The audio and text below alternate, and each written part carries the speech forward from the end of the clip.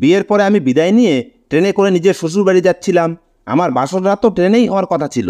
আমি অধীর আগ্রহে নিজের স্বামীর অপেক্ষা করছিলাম। আমি এখন অবধি নিজের স্বামীর মুখ অবধি দেখিনি। গভীর রাতে যখন সে আমার সামনে এলো, তখন তাকে দেখে আমি খুব খুশি হয়ে গেছিলাম। কেননা সে লম্বা চওড়া হাট্টা কাট্টা একজন পুরুষ। সে আমার কাছে আসার সাথে সাথেই আমার সাথে, আমার নাম মিতা, আজকে আমার বিয়ের দিন, তাই আমাদের বাড়িতে বিয়ের সমস্ত জোগাড়যন্ত্র ধুমধামে হচ্ছিল। আমার বাবা আমাকে 12 ক্লাস পড়ানোর পরেই আমার বিয়ে পাকা করে দেন। আমাদের গ্রামে এরকমই হতো। এখানে মেয়েদের খুবই কম পড়াশোনা করানো হতো। এই গ্রামের মেয়েরা কোনোরকমভাবে 18 বছরের হলেই তাদেরকে বিয়ে দিয়ে এখান থেকে বিদায় করে দেওয়া হতো। আমার বাবা তবুও আমাকে 12 ক্লাস অবধি পড়িয়েছিলেন। না হলে তো আমাদের গ্রামের বেশিরভাগ মেয়েই ক্লাস 10 অবধি পড়াশোনা করতে পেরেছিল। আমরা গরিব পরিবারের ছিলাম, কিন্তু আমার বিয়ে আমাদের থেকে ধনী পরিবারে হচ্ছিল। আমরা 2 ভাই বোন। ভাই আমার থেকে ছোট। আমি নিজের বিয়ে নিয়ে অনেক স্বপ্ন মনের মধ্যে সাজিয়ে রেখেছিলাম। কেননা বিয়ের আগে আমি নিজের মনের মতো কোনো জিনিসই নিতে পারিনি, কারণ আমার বাবা মা গরিব। আমি কোনো জিনিসের বায়না করলে আমার মা আমাকে এটাই বলতো যে আমি যেন আমার হৃদয়ের সমস্ত স্বপ্ন আমার স্বামীর সাথে পূরণ করি। আমি আশাও করেছিলাম যে আমার স্বামী আমার সমস্ত স্বপ্নের মান রাখবে আর আমাকে বুঝবে। কিন্তু কিছু কিছু জিনিস এমন হচ্ছিল যাতে আমি খুব দুঃখ পাচ্ছিলাম। আমার শ্বশুরবাড়ির লোকেদের আমার বাবার বাড়ি থেকে বিয়ের যৌতুক হিসেবে যা যা জিনিস দেওয়া হয়েছিল, তাতে তারা বিভিন্ন রকমের খুঁত খুঁজে বের করতে শুরু করেছিল আর আমার বাবার কাছে আরও জিনিসের দাবি করছিল। আমি এই কারণেই অনেকবার আমার বাবাকে বলেছিলাম যে বাবা, এরকম বাড়িতে সম্বন্ধ করা উচিত না। কিন্তু আমার বাবা সবসময় বলতো যে ওরা বড়লোক মানুষ, এই কারণে ওদের সামনে তো আমাদের কিছুটা নিচু হতেই হবে আর তাদের ডিমান্ডকেও পূরণ করতে হবে। আর এটাই আমাদের সবার জন্য ভালো হবে, কেননা আমি তোকে সচ্ছল পরিবারে বিয়ে দিতে চাই। একবার তোর বিয়ে হয়ে গেলে তারপর আর কোনো অসুবিধাই হবে না, আর তবেই তো তুই ওই বাড়িতে বউ হয়ে যেতে পারবি। আমারও নিজের বাবার কথা মাঝে মাঝে ঠিক মনে হতো। কখনো কখনো আমি নিজেই বুঝতে পারতাম না যে না জানি আমার ভবিষ্যৎ কী হবে। যখন থেকে আমার বিয়ে ঠিক হয়েছে তখন থেকে এখন অবধি আমি আমার হবু স্বামীকে দেখিনি। কেননা আমাদের এখানে নিয়ম ছিল যে বিয়ের আগে ছেলে মেয়ে একে অপরকে দেখবে না, শুধুমাত্র পরিবারের লোকেরাই দেখবে আর তাদের পছন্দ মতোই বিয়ে ঠিক করে দেওয়া হবে। আমি তো ছোটবেলা থেকেই দেখতে খুব সুন্দরী। এই কারণেই আমার হবু স্বামীর বাড়ির লোকেরা যখন আমাকে প্রথমবার দেখল, তখন তারা সঙ্গে সঙ্গেই আমাকে পছন্দ করে নেয়। তারা আমাদের গ্রাম থেকে অনেক দূরে দিল্লিতে থাকতো, এই কারণে খুব বেশি বরযাত্রী আমার বিয়েতে আসবে না। কিন্তু যতই কম লোক আসুক না কেন, বিয়েতে অনেক রকমের ঝামেলা থাকেই। এই কারণে আমার বাবা আমার বিয়ের সমস্ত ব্যবস্থাপনা নিয়ে খুব টেনশনে ছিলেন। না জানি সমস্ত কিছু ঠিকভাবে শেষ হবে তো। যাই হোক, আমার বিয়ে নির্ঝঞ্ঝাটে হয়ে গেল। এরপরে বিয়ের সমস্ত নিয়মকানুন শেষ হলে আমি বাবার বাড়ি থেকে বিদায় নিয়ে সন্ধ্যাবেলা রেলওয়ে স্টেশনে এসে গেলাম। আমার হৃদয় বারবার আমার স্বামীর মুখ দেখার জন্য অস্থির হয়ে উঠেছিল, কিন্তু মুখ তো দূরের কথা, আমি আমার স্বামীর এক ঝলক অবধি দেখতে পেলাম না। কেননা আমার শ্বশুরবাড়ির লোকেরা একটা লম্বা ঘোমটা আমার মুখের উপরে টেনে দিয়ে রেখেছিল। তার উপরে আমার শ্বশুরবাড়ির মহিলারা ছিল, আমার শাশুড়ি, ননদ, আরও অনেক আত্মীয় স্বজন ছিল। তারা সবাই আমাকে একবারে ঘিরে রেখেছিল, যার কারণে আমি আমার স্বামীকে না কিছু বলতে পারছিলাম আর না তো তাকে এক ঝলক দেখতে পাচ্ছিলাম। তারপর আমি নিজের মনকে বোঝালাম যে আর তো মাত্র কিছু সময়ের ব্যাপার। কিছুক্ষণ পর ট্রেন স্টেশনে এলে আমরা সবাই মিলে ট্রেনে উঠে বসবো। তখন আমার স্বামী আমার পাশে এসেই যাবে। এই কারণে আমাকে আর মাত্র কয়েক ঘন্টা অপেক্ষা করতে হবে। এতটুকু অপেক্ষা তো আমি করতেই পারি। আমি জানি আমার স্বামীও আমাকে দেখার জন্য অস্থির হয়ে আছে, যেরকম অস্থির আমি হয়ে আছি। আমি মনে মনে খুশি ছিলাম যে আমার স্বামী যখন আমাকে প্রথমবার দেখবে, তখন আমার সৌন্দর্য দেখে ও হতভম্ব হয়ে যাবে আর না জানি সে আমার কত প্রশংসা করবে। আমি এই সমস্ত কথাই ভেবে ভেবে বারবার পুলকিত হচ্ছিলাম আর মনে মনে খুব খুশি হচ্ছিলাম। কিছু সময় পরেই আমাদের ট্রেন স্টেশনে এসে গেল আর আমরা সবাই নিজেদের বুক করা কেবিনে উঠে বসে গেলাম। এখনও আমার শাশুড়ি আর আমার ননদ আমার সঙ্গে আঠার মতো লেগে রইল। আমার শাশুড়ি আমার কাছে এসে বসলো আর বলতে লাগলো, বৌমা, নিজের ঘোমটা সরিয়ে আমাকেও তো নিজের মুখটা একটু দেখাও। আমিও তো আমার হৃদয় ভরে আমার স্বামীর নববধূকে দেখি। তার কথা শুনে আমি দীর্ঘশ্বাস ছেড়ে মাথা থেকে তাড়াতাড়ি করে নিজের ঘোমটা মুখ থেকে উঠিয়ে দিলাম, কিন্তু আমি আমার চোখ নিচু করেই রেখেছিলাম। আমার মুখ দেখেই আমার শাশুড়ি কিছুক্ষণ হাঁ করে তাকিয়ে রইল। তারপরে সে আর যে সমস্ত আত্মীয়রা ছিল তারা বলতে লাগলো, স্বামীর বউ তো একদম চাঁদের মতো হয়েছে, আমাদের স্বামীর ভাগ্য খুলে গেছে। তার উত্তরে তাড়াতাড়ি করে আমার শাশুড়ি বললেন, কপাল তো এই মেয়ের খুলে গেছে যে আমার 7 রাজার ধন স্বামীকে নিজের জীবনসঙ্গী হিসাবে পেয়েছে। না হলে তো কত ভালো ভালো মেয়ে আমার স্বামীর জন্য পাগল হয়েছিল। আমার শাশুড়ি আমাকে সুন্দর করে বোঝাতে লাগলেন যে দেখো, আমার স্বামীর সবসময় খেয়াল রাখবে আর ওর কোনো কথাতেই কখনো না করবে না। ও যেরকম বলবে চুপচাপ সেরকম করে দেবে। ও এখন থেকে তোমার স্বামী, ওর সাথে মিলেমিশে থাকা তোমার কর্তব্য। এই কারণে ওর সঙ্গে ভালোভাবে থাকবে, বুঝেছো? আর সংসারের সমস্ত দায়িত্ব ভালোভাবে পালন করবে। বেশি ঢংচং দেখানোর কোনো দরকার নেই, কেননা আমাদের ওখানে মেয়েদের নতুন নতুন বাহানা কেউই দেখতে চায় না। এই কারণে তুমিও এই আশা করবে না যে তুমি স্বামীর সঙ্গে বেশি নকরা করতে পারবে। যদি তুমি ওকে খুশি রাখো তাহলে ও তোমার খুব খেয়াল রাখবে। ব্যাস, আমি চুপচাপ নিজের মাথা হ্যাঁতে নাড়িয়ে দিলাম। কিছু সময় পরেই আমার শ্বশুর আমাদের কেবিনে এসে পড়লেন আর আমার শাশুড়িকে বলতে লাগলেন, যাক বাবা, খুব ভালো হয়েছে যে সব কিছু খুব ভালোভাবে কেটে গেছে। আমার শাশুড়ি বলতে লাগলেন, হ্যাঁ ভালো তো হয়েছে, ব্যবস্থাপনাও ওর বাপ ঠিকঠাকই করেছিল, কিন্তু সে আমাদের জন্য যে কামরা বুক করে দিয়েছে এটা সস্তা মনে হচ্ছে। আরও একটু ভালো কেবিন যদি বুক করে দিত তাহলে তার কী এমন অসুবিধা হতো। এই কথাটা শুনে আমার শ্বশুর বলতে লাগলেন, আরে এখন ছাড়ো এসব কথা, কি তুমি এই সামান্য একটা জিনিস নিয়ে পড়ে রয়েছো? তখন আমার শাশুড়ি বলতে লাগলেন যে, আরে যেটা বলার মতো কথা সেটা তো বলতেই হবে। আমরা এত বড় ফ্যামিলির মানুষ, আমাদের কোনো জিনিসেরই কোনো অভাব হওয়া উচিত না। এখনও তো কাপড় চোপড় আর অন্যান্য জিনিস দেখা বাকি আছে। যদি আমার কোনো জিনিসে গড়বড় মনে হয় তাহলে আমি এর বাবাকে ডেকে সমস্ত উসুল করে নেব। আমার শাশুড়ির এই সমস্ত কথাতে আমার শ্বশুর হ্যাতে মাথা নাড়িয়ে এই কেবিন থেকে বাইরে চলে গেল। তারপরে আমার শাশুড়ি নিজের মেয়ে মানে আমার ননদকে বলতে লাগলো, যাই হোক না কেন, এখন এই মেয়েটা আমাদের বাড়ির বউ, আমাদের সম্মান। কি আর করা যাবে, যেমনই হোক না কেন আমাদের একে নিজের করে নিতে হবে। যৌতুক হিসেবে যতটা পাওয়া গেছে সেটা নিয়েই আমাদের সন্তুষ্ট থাকতে হবে। নিজের শাশুড়ির মুখ থেকে এই সমস্ত কথা শুনতে আমার খুব খারাপ লাগছিল, কিন্তু আমি তাকে কিছু বলতেও পারছিলাম না। সমস্ত বিষ সহ্য করে আমি চুপচাপ বসে রইলাম। তারপরে আমার শাশুড়ি বলতে লাগলো, বৌমা, আমার পায়ে খুব ব্যথা করছে, নাও তাড়াতাড়ি করে আমার পা একটু চেপে দাও। এখন আমিও তো বৌমা হওয়ার কিছুটা সুবিধা উপভোগ করে নেই। এই বলেই আমার শাশুড়ি তাড়াতাড়ি করে নিজের পা দুটো আমার কোলের উপরে তুলে দিলেন। আমি চুপচাপ তার দুই পা চাপতে লাগলাম আর সে খুব আরামে নিজের মাথা এলিয়ে চোখ বন্ধ করে ঘুমাতে লাগলেন। আমি মনে মনে ভাবতে শুরু করেছি যে কোথায় আমি নিজের স্বামীর সাথে দেখা করার স্বপ্ন দেখছিলাম, কিন্তু এই লোকেরা তো আমার পিছনেই ছাড়ছে না। এখন অনেক রাতও হয়ে গেছে, কিন্তু তারপরেও এই লোকেরা আমার কাছ থেকে বাইরে যাওয়ার নাম অবধি নিচ্ছে না। কিন্তু তারপরে আবার ভাবলাম আমাকে সমস্ত কিছুর অভ্যাস করে নিতে হবে, কেননা আমাকে এদের সাথেই সারা জীবন কাটাতে হবে। যাই হোক, কিছু সময় পরে আমার শাশুড়ি বলতে লাগলেন, চলো, অনেক সেবা করে ফেলেছ, এখন আমাকে ছেড়ে দিয়ে আমার ছেলের সেবা করো। এরপরে আমার শাশুড়ি আমাকে বলতে লাগলেন যে, দেখো, নিজের এই সমস্ত গহনার খেয়াল রেখো, একটা গহনাও এদিক ওদিক হওয়া চাই না। এটুকু বলেই তিনি কেবিন থেকে বাইরে বেরিয়ে গেলেন। তিনি চলে যাওয়াতে আমি শান্তির নিঃশ্বাস নিলাম। এখন রাত অনেক হয়ে গেছে। আমি চুপচাপ নিজের ঘোমটা তুলে নিজের চুল খুলে দিলাম আর জানলার পাশে বসে পড়লাম। ঠান্ডা হাওয়া আর বাইরের সৌন্দর্য দেখে আমার ভেতরে ভেতরে খুব শান্তি অনুভব হচ্ছিল। ট্রেন নিজের গতিতে চলতে শুরু করেছিল। আমি জানলা দিয়ে বাইরে তাকিয়ে দেখলাম ঘন জঙ্গল, তার উপরে পূর্ণিমার চাঁদ যেন স্বর্গের মতো মনে হচ্ছিল। এসব দেখে আমার চোখে শান্তির অনুভব হচ্ছিল। আমি কিছু সময় চুপচাপ বাইরের দৃশ্য দেখতে লাগলাম আর গুনগুন করে গান গাইছিলাম।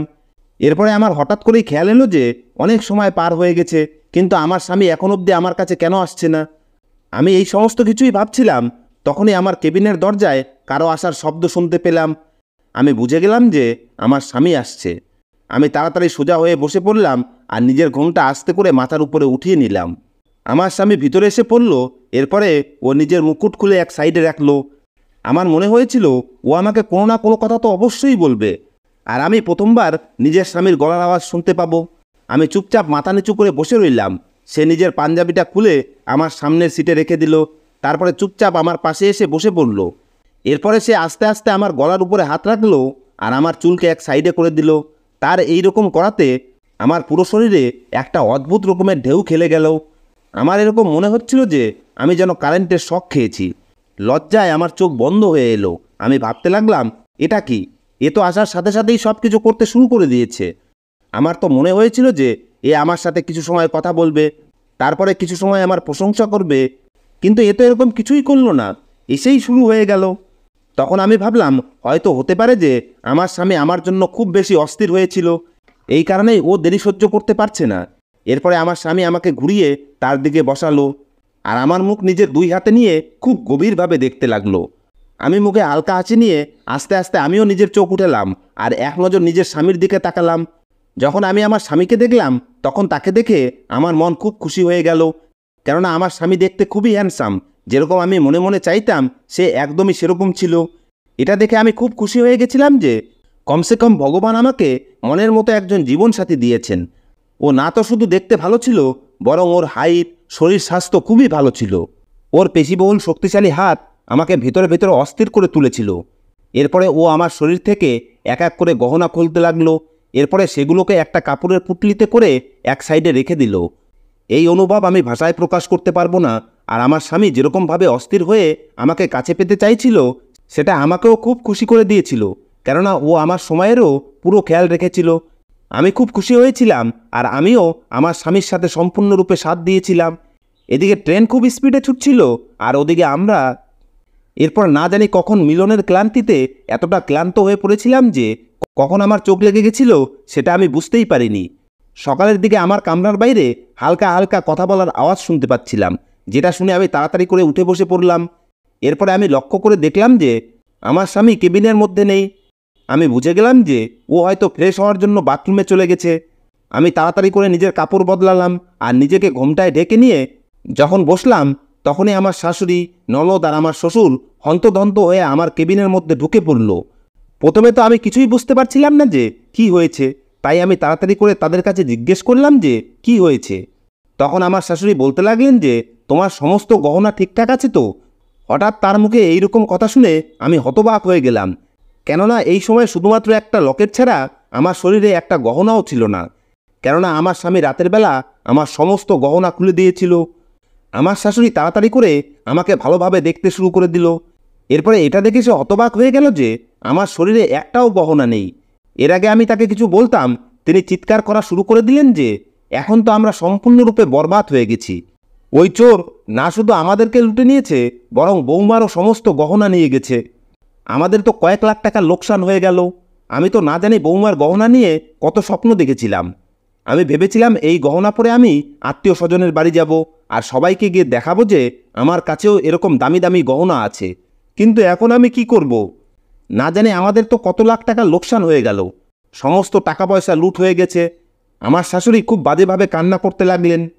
এরপরে আমাকে বললেন, তোমার বুদ্ধিশুদ্ধি কি সব লোপ পেয়ে গেছে? তুমি কি করছিলে?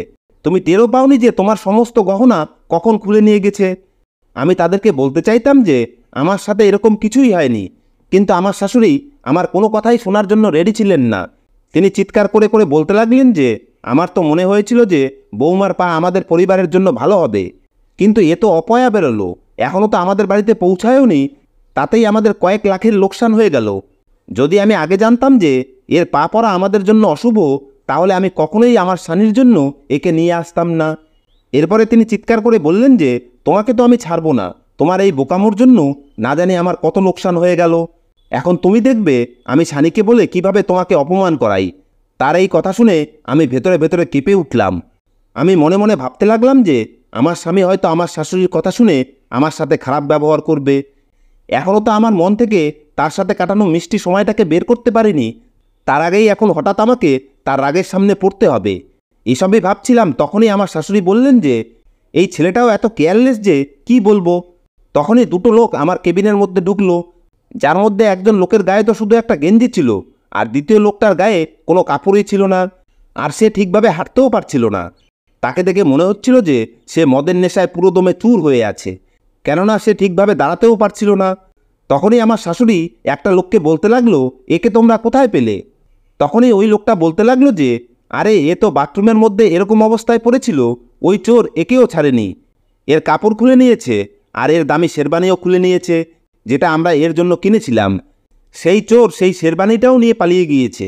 আমি এসবই শুনছিলাম, তখনই আমার শাশুড়ি ওই লোকটাকে বলতে লাগলো যে দেখ শানি, তোর নতুন বউ কতটা বোকামো করে দিয়েছে। এ নিজের সমস্ত গহনা ওই চোরের হাতে তুলে দিয়েছে। যখন ওই চোর এর গহনা চুরি করে নিয়ে যাচ্ছিল, তখন তো এর চিৎকার চেঁচামেচি করা উচিত ছিল, কিন্তু এ তো না জানি কি ঘুমিয়েছে যে কিছুই টের পায়নি। আমার শাশুড়ির মুখ থেকে এই কথা শুনে আমি হতভম্ব হয়ে আস্তে আস্তে নিজের চোখ উঠিয়ে সেই লোকটার দিকে দেখলাম, যাকে আমার শাশুড়ি শানি বলে ডাকছিল। ওই লোকটার চেহারা দেখে আমার হুঁশ উড়ে গেল, কেননা যাকে তিনি শানি আর আমার স্বামী বলছেন, সে তো সেই লোক না যে আমার সাথে কালকে রাতে বাসর রাত কাটিয়েছে, আর যাকে আমি নিজের স্বামী ভেবে আমার সমস্ত কিছু লুটিয়ে দিয়েছি। এ তো একটা মোটাসোটা দেখে লোক ছিল, যে কিনা নেশাতে মাতাল হয়ে আছে। একে দেখেই আমার সমস্ত স্বপ্ন ভেঙে চুরমার হয়ে গেল। সাথে সাথে আমি এটা ভেবেও চিন্তায় পড়ে গেলাম যে যদি এদের মধ্যে কেউ এই কথাটা জানতে পারে যে ওই চোর আমার সাথে সেই সব কিছু করেছে যেটা এদের ছেলের করার কথা ছিল, তাহলে না জানি এই লোকেরা আমার কি অবস্থা করত। তখনই ওই লোকটা বলতে লাগলো, সানি তো সারা রাত বাথরুমে পড়েছিল, এ তো নতুন বউয়ের কাছেই আসেনি। একথা শুনেই আমার শ্বশুর সঙ্গে সঙ্গে সানির গালে থাপ্পড় মেরে বললেন, এই ছেলেটা কখনো শুধরাবে না। আরে কমপক্ষে কিছুটা তো লজ্জা কর। কালকে রাত তোর বৌমার সাথে বাসর রাত ছিল, কালকে তো কমসে কম তোর বৌমার খেয়াল রাখা উচিত ছিল। কিন্তু তুই তো নেশায় এত আসক্ত হয়ে পড়েছিস যে নেশা ছাড়া তুই কিছুই দেখতে পাস না। তুই একবারও বৌমার ব্যাপারে ভাবিসনি যে সারা রাত তোকে ছাড়া তার একলা কিভাবে কাটবে। এ কতটা অধীর আগ্রহে তোর অপেক্ষা করছিল, কিন্তু তোর তো কারো কোনো চিন্তাই নেই। এই সমস্ত কিছু তোর মায়ের তোকে বেশি আশকারা দেওয়ার ফল, যার কারণে তুই কারো কোনো কথা শুনিস না। আমার শ্বশুর এটুকু বলার সাথে সাথেই আমার শাশুড়ি শ্বশুরের উপর চিৎকার করে বলতে লাগলেন যে, খবরদার, তুমি যদি আমার ছেলেকে কিছু বলো তাহলে ভালো হবে না। ওর কি ভুল ছিল? ভুল তো এই মেয়েটা করেছে। ও যদি সমস্ত জিনিসের খেয়াল রাখতো তাহলে আজকে আমাদের লাখ টাকার লোকসান হতোই না। আমি মনে মনে ভাবতে লাগলাম যে আসলে এই এক রাতে আমার সাথে কি থেকে কি হয়ে গেল। চোর শুধুমাত্র আমার গহনাই নিয়ে যায়নি, সঙ্গে আমার ইজ্জতও নিয়ে গেছে। তার উপরে আমার কপালে এত খারাপ শ্বশুরবাড়ি আর এত জঘন্য স্বামী জুটেছে যে কি বলবো। তখনই আমার খেয়াল এলো যে ওই চোর যখন আমার গহনা খুলছিল তখন সে একটা ছোট্ট পুটলির মধ্যে সেগুলো রেখেছিল। হয়তো সে এই কারণেই এরকম করছিল, যাতে আমার সাথে সব কিছু করার পরে সে ওই পুটলিটা নিয়ে চট করে সেখান থেকে চুপচাপ চলে যেতে পারে। আমি এদিক ওদিক ভালোভাবে দেখে তারপরে নিচু হয়ে তাড়াতাড়ি করে সেই কাপড়টা টানলাম। সেটা সেই পুটলি ছিল যার মধ্যে সেই চোর আমার সমস্ত গহনা রেখেছিল। আমি যখনই ওই পুটলিটা খুললাম তখন এর মধ্যে থেকে আমার সমস্ত গহনা বেরিয়ে এলো। যখন সেই গহনাকে বের করে আমি দেখালাম তখন আমার শাশুড়ি একটা লোভী শিয়ালের মতো তাড়াতাড়ি করে ওই সমস্ত গহনা আমার হাত থেকে ছিনিয়ে নিল, আর তার চোখ লোভে চকচক করে উঠল। এরপরে সে খুশি হয়ে বলতে লাগলো, আরে বাহ, গহনা তো চোর নিতে পারেনি। আমার শাশুড়ি বলতে লাগলেন, আমি এতক্ষণ ধরে এই চিন্তাতে মরে যাচ্ছিলাম যে আমার লাখ টাকার গহনা চোর নিয়ে গেছে, কিন্তু কপাল ভালো যে এই লাখ টাকার গহনার কিছুই হয়নি। আমি ভাবতে লাগলাম, আমার বাবার এত কষ্টে বানানো এই গহনার উপরে এই মহিলা কীরকম নির্লজ্জের মতো নিজের অধিকার ফলাচ্ছে। তারপরে তিনি আমার দিকে তাকিয়ে রাগী স্বরে বলতে লাগলেন যে, যখন তুমি জানতে এই গহনা তুমি আগেই নিচে লুকিয়ে রেখেছো, তাহলে আমাকে এতক্ষণ ধরে বলনি কেন? আমি কখন থেকে এর জন্য এত টেনশন করছিলাম। যদি আমার হার্ট অ্যাটাক হয়ে যেত তারপরে কি তুমি এই গহনার কথা বলতে? আমি আস্তে আস্তে বললাম, মা, আমি কখন থেকে আপনাকে বলার চেষ্টা করছিলাম, কিন্তু আপনি তো আমাকে বলার মতো সুযোগই দেননি। আমার এই কথা শুনে আমার শাশুড়ি বলতে লাগলেন, তুমি এখনই আমার মুখে মুখে কথা বলছো? খবরদার, যদি আমার কথার উপরে তুমি কথা বলো তাহলে ভালো হবে না। আমার শ্বশুর তাড়াতাড়ি করে আমার সাইড নিয়ে বললেন যে, এতে বৌমা কী এমন ভুল কথা বলেছে? তুমি এতক্ষণ ধরে কথা বলতে দিচ্ছিলে কাউকে? তুমি তো একাই বকবক করে যাচ্ছিলে। যাই হোক, তুমি দেখো যে কত বুদ্ধিমান বৌমা পেয়েছি আমরা। এ আগেই নিজের সমস্ত গহনা খুলে এক সাইডে যত্ন করে রেখে দিয়েছিল। যদি এরকম না করতো তাহলে হয়তো ওই চোর এই সমস্ত গহনা নিয়েও পালিয়ে যেত। শ্বশুরের এই কথা শোনার পরে আমার শাশুড়ি চুপচাপ আমার দিকে দেখতে লাগলেন। এরপরে আমার শাশুড়ি আবার বলতে লাগলেন, এখন যা হওয়ার ছিল তা হয়ে গেছে। টাকা পয়সা কাপড় চোপড়ের লোকসান তো হয়েই গেছে, এখন কি করা যাবে? কিন্তু এই সমস্ত কিছু এই অপয়া মেয়েটার কারণেই হয়েছে। আমি আমার শাশুড়িকে বললাম, মা, এখন আর কি করা যাবে? কে জানতো যে চোর এইরকম করে সব কিছু নিয়ে যাবে? এখন আমি যেমনই হই না কেন, আমি তো আপনার বাড়ির বউই, আপনাদের বাড়ির সম্মান। এখন আমি যেমনই হই না কেন, আমার নাম তো আপনাদের সাথে জুড়েই গেছে। তাই এখন আর কিছুই করার নেই। আমিও নিজের শাশুড়িকে সেই কথাটাই ফিরিয়ে দিলাম যেটা উনি আমার জন্য বলেছিলেন। প্রথমে তো আমি মনে মনে এই কথাটা নিয়ে খুবই লজ্জিত ছিলাম যে একটা চোর আমার সাথে এই সব কিছু করে গিয়েছে, কিন্তু এখন আমি একদমই লজ্জিত নই। কারণ এখন আমি এটাই ভাবছি যে এরকম লোকেদের সাথে এটাই হওয়া উচিত। আমার বিয়ে এমন একটা লোকের সাথে দিয়ে দেওয়া হয়েছে যে নেশা ছাড়া আর কিছুই বোঝে না। কমসে কম আমি একবারই হোক না কেন, কিন্তু আসল পুরুষের সুখ পেয়েছিলাম, আর এই সুখটাকেই নিজের ভিতরে অনুভব করে আমি সারা জীবন কাটিয়ে দিতে পারবো। সে যেই হোক না কেন সত্যিকারের পুরুষ ছিল। সে আমাকে যে সুখ দিয়েছিল সেটা এই মোটা লোকটা মানে আমার স্বামী কখনোই দিতে পারতো না। আমার মতো সুন্দরী মেয়েদের ওই চোরের মতোই লোক পাওয়া উচিত, কিন্তু আমার ফাটা কপাল, তাই আমি সানির মতো স্বামী পেয়েছি। কিন্তু কমসে কম আমার বাসররাত তো খারাপ হয়নি, আর সেই চোরও আমার সাথে এতটা সততা দেখিয়েছে যে সে আমার সাথে সব কিছু করার পরেও আমার একটা গহনাও চুরি করে নিয়ে যায়নি। এটা ভেবেই আমি মনে মনে হাসতে লাগলাম। আমাকে হাসতে দেখে আমার শাশুড়ি আমাকে বললেন, তুমি এত হাসছো কেন? তখন আমি ধীর গলায় বললাম যে আসলে আমি এটা ভেবে খুশি হচ্ছি যে আমাদের গহনা বেঁচে গেছে, আর এখন আপনি আত্মীয় স্বজনের কাছে এই গহনা পরে আরামসে যেতে পারবেন। এই কথা শুনে আমার শাশুড়ি বললেন, হ্যাঁ তুমি এই কথাটা ঠিকই বলেছ। এর কিছুক্ষণ পরে তারা সবাই আমার কেবিন থেকে বেরিয়ে গেলেন। আমার স্বামীও আমার শ্বশুরের সাথে কেবিন থেকে বেরিয়ে গেল। আমি আরেকবার চুপচাপ জানালার কাছে বসে বাইরের দৃশ্য দেখতে লাগলাম আর মনে মনে গুনগুন করে গান গাইতে লাগলাম। ধন্যবাদ বন্ধুরা।